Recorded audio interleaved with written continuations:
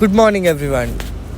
Today, I'll be hosting a podcast on the topic of social media and how social media affects mental health of a person. Today, our guest is Mr. Aryan Satwa, who's from Gurgaon, and he is pursuing BA International Relations Honours in Amity University, Noida. So, welcome everyone on today's discussion, in which we'll be exploring the topic deeply woven into the fabric of our modern life, social media and its influence on mental health, which is a double-edged sword.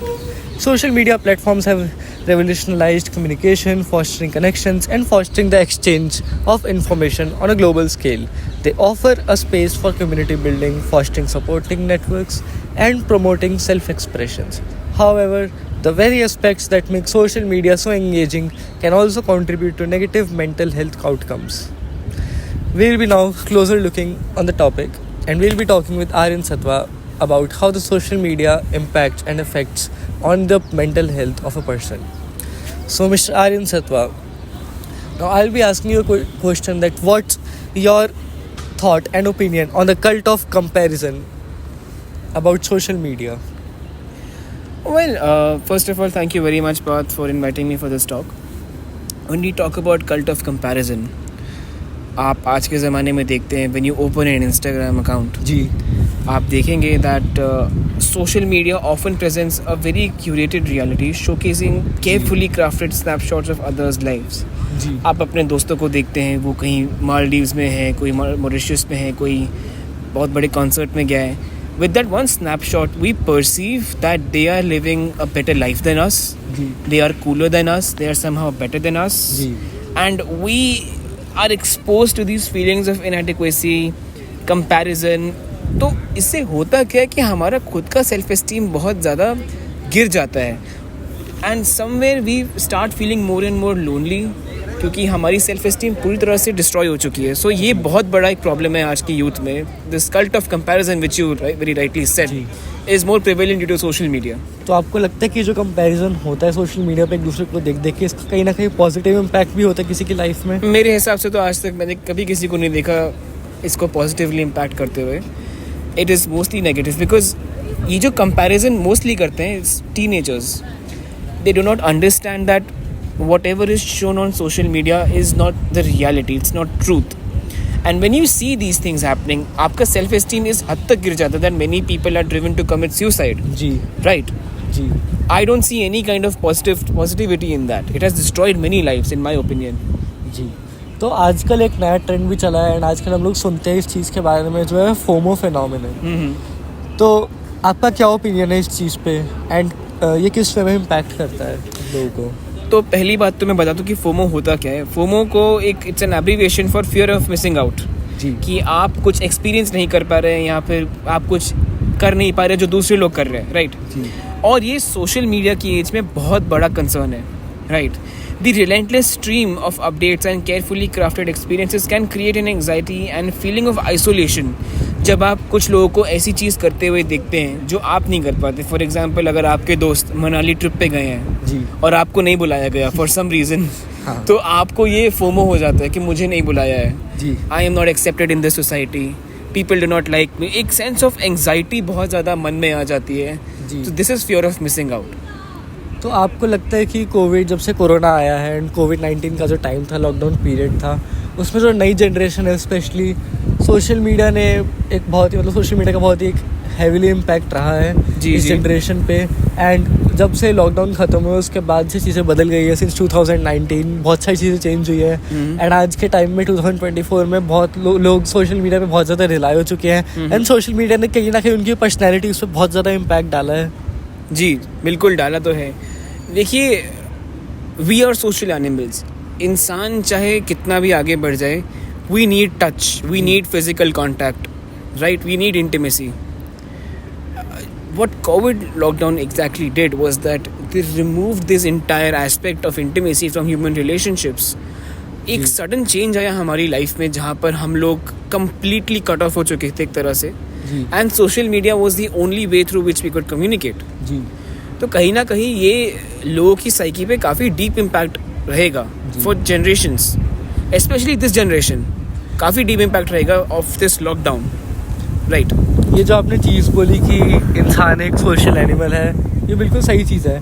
And मेरे को लगता है इंसान आज भी social animal है, but जैसा मैंने कहा कोविड के बाद से जनरेशन ऑनलाइन पे बहुत ज़्यादा डिपेंड हो गई है, तो मेरे को लगता है इंसान आज भी सोशल है, बट वो सिर्फ ऑनलाइन तक ही सोशल है, सोशल मीडिया पे ही सोशल है। बट जब बात रियल लाइफ की आती है तो आज की डेट में नई जनरेशन बहुत ज़्यादा प्रॉब्लम्स फेस करती है कम्युनिकेट करने में एक दूसरे के साथ। ये तो बहुत सच है। Even in my house hold, मेरे घर में भी, और ये बहुत घरों में प्रॉब्लम है, पूरी फैमिली डिनर टेबल पे बैठी है बट वो बात नहीं करते एक दूसरे से, they are engrossed on their phones.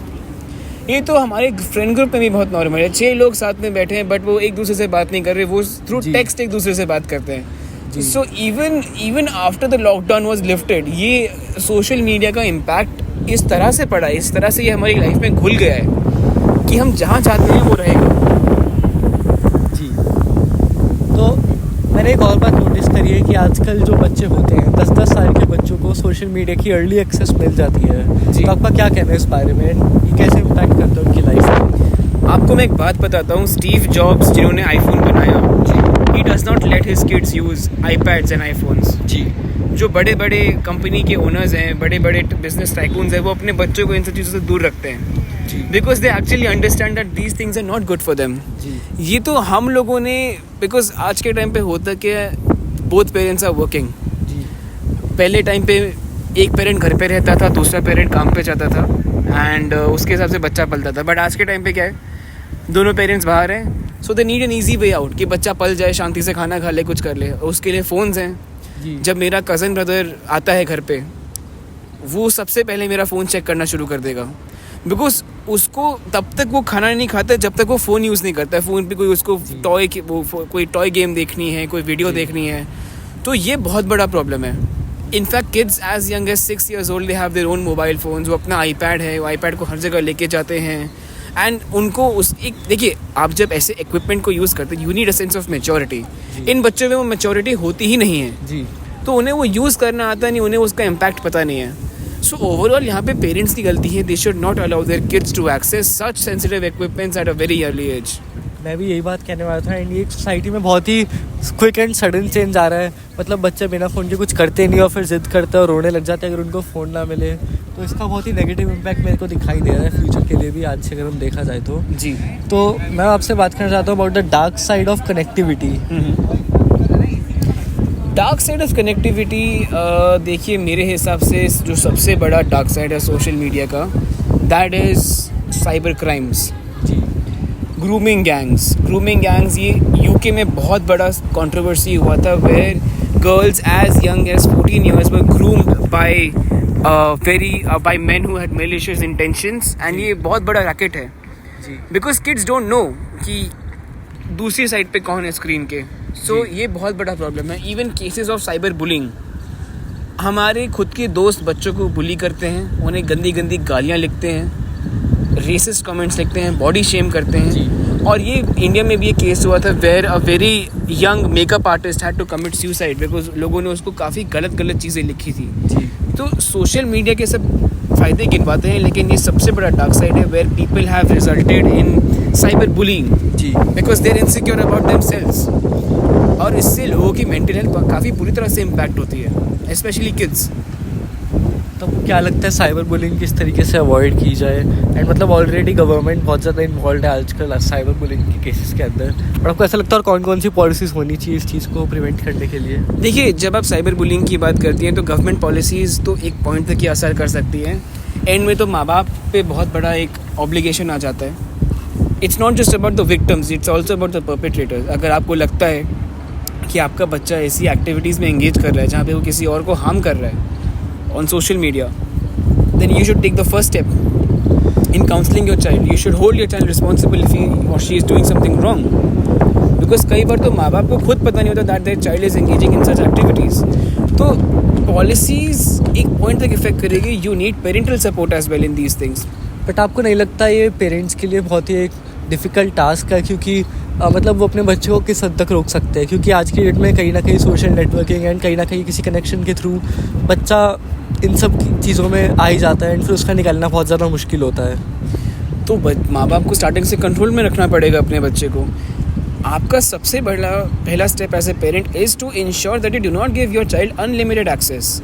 Even I made an Instagram account at the age of 15 and I regret that. मुझे शायद इतना जल्दी Instagram पे नहीं आना चाहिए था. I would urge every parent कि आपका बच्चा जब तक 16 साल का ना हो जाए, 17 साल का ना हो जाए, do not let them make any social media account. जी. उसको अगर बुरा रखने दो, कुछ होता है होने दो. But your child should not be on such accounts at a very young age. उसको थोड़ा लेट में दीजिए अकाउंट ताकि एक सेंस ऑफ मेच्योरिटी आए, वरना तब तक फिर बहुत प्रॉब्लम हो जाता है. जी. तो ये सब तो बातें थी. अब मैं आपसे बात करना चाहता हूँ कि कैसे मतलब हम इस चीज़ को मतलब सोशल मीडिया का एक पॉजिटिव इम्पैक्ट भी होता है एंड कैसे हम इस चीज़ को अवॉइड कर सकते हैं, इसके नेगेटिव इम्पैक्ट को. ये इसका सबसे बड़ा मेन जो चीज़ है वो है अपने आप को बिज़ी रखना. जहाँ तक मैंने सुना है लोगों से कि अगर अपने आप को आप लोग बिज़ी रखोगे तो आप सोशल मीडिया एंड इन सब चीज़ों को अवॉइड कर सकते हो जो आपकी मेंटल हेल्थ को भी इम्पैक्ट करती है नेगेटिव वे में, वो आपको सही कर सकती है. तो आपको इस पर क्या कहना है? मेरे हिसाब से सबसे बड़ा इम्पॉर्टेंट जो चीज़ है वो है which is to prioritise real connections. अगर आपका बच्चा एडिक्टेड है सोशल मीडिया से तो आप उससे थोड़ा सा उसके स्क्रीन टाइम को लिमिट करने की कोशिश करिए. Because I feel that social media should not replace genuine human interaction.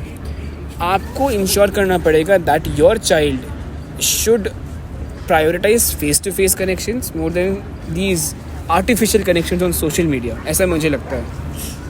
And मेरे को लगता है कहीं ना कहीं सोशल मीडिया को हम किसी स्ट्रेटेजीज बना सकते हैं जिससे उसका एक हेल्दियर इम्पैक्ट हो लोगों की लाइफ में. जी. तो आपको इसके ऊपर क्या कहना है? एंड प्रोफेशनल सपोर्ट भी लोग लेते हैं आजकल. बिल्कुल. काउंसलिंग करते हैं, बहुत चीज़ें करते हैं. तो आपको उस पर क्या कहना है? Professional support only in extreme cases. आप हर चीज़ पे तो प्रोफेशनल सपोर्ट पे नहीं जा सकते. That's too extreme for the child. But yes, it's something which I would recommend अगर आपका बच्चा काफ़ी ज़्यादा प्रॉब्लम में है. Thank you, Mr. Satwa. Thank you so Social much. media presents a powerful tool, and like any tool, its impact depends on how we wield it. By adopting a mindful approach and prioritizing our well-being, we can harness the positive aspects of social media while mitigating its potential downsides. Thank you for joining us today. Share your thoughts and experiences with social media and mental health. And until next time, take care of yourselves. Thank you.